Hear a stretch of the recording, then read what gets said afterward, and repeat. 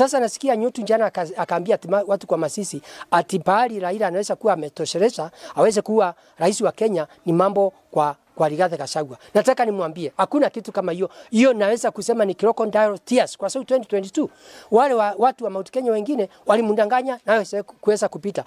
Naweza kusema ni asante sana kwa William Ruto ambaye ameona ni vizuri alete serikali, alete chama ya ODM Omoro Ondinga kwa serikali ndio tuweze kuangalia vile tunaweza kutembea parapara moja kwa sababu ana ukabila. Kabila zote kaunti ya 47 anataka tuendelee tukiwa parapara moja. Kwa hiyo nataka niambie watu wanataka kundanganya Raila. Nataka kushukuru Raila kwa kukumbali tuende parapara moja ndio tuweze kuona vile tutaweza kupandisha economy ya Kenya na vile tutaweza kuwa na amani, vile kaunti 47 tutaweza kuwa pamoja. Saa hii ni wakati wa Mount Kenya East. Ingawa mimi sitaki kusema mambo ya Mount Kenya East ama West.